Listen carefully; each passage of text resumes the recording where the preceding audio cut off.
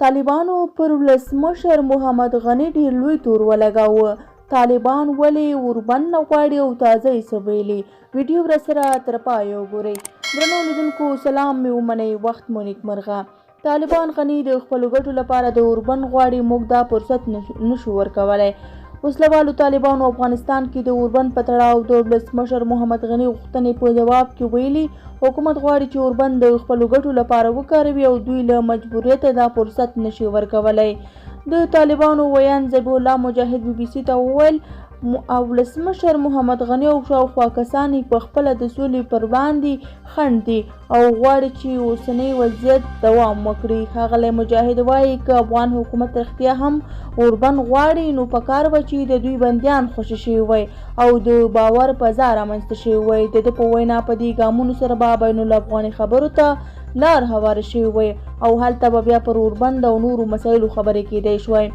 افغان ولسمشر محمد غني پرون چهارشنبه هیواد کې د کرونا وایرس د روان بحران په اړه په وینا کې له طالبانو د اوربند غوښتنه وکړه. نوموړي وویل طالبان باید د ملګرو ملتونو د سیمې د هیوادونو او افغان ولس غوښتنه ومني او جګړه ختمه کړي. خو طالبانو ویاند BBC ته وویل دوی تر خپل کنټرول لاندې سیمو کې د کرونا وایرس مخنیوي لپاره اړین چمتووالی نیولی او لا کومه پیښه که رامنځته شي نو دوی کولی شي چې هغه سیمه کې جګړه کمه کړي او روغتیایي ادارو ته هم د ورتګ اجازه ورکولی شي. د طالبانو ویاند تور لګوي چې محمد اشرف غني او د ده شاوخوا یوه ډله خلک غواړي چې جنګ او د دوی واک دوام وکړي او له همدې امله په لوی لاس د سولې بهیر ته خنډونه جوړوي. بلخوا په قطر کې د طالبانو د سیاسي دفتر ویاند سهیل شاهین BBC ته وویل د کرونا وایرس د روان بحران له کبله باید د دوی 15,000 بندیان په سملاسي توګه خوشي شي. ښاغلی شاهین وایي چې په نورو هیوادونو کې هم د دې ناورین له کبله زندانیان خوشي شوي.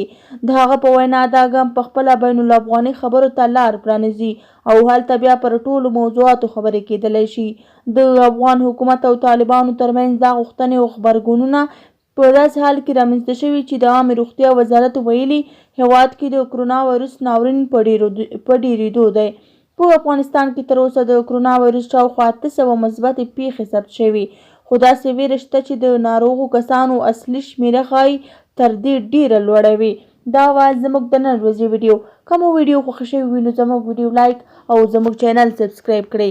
له توجه څخه مو نړۍ مننه. تر بیا ښې کاري.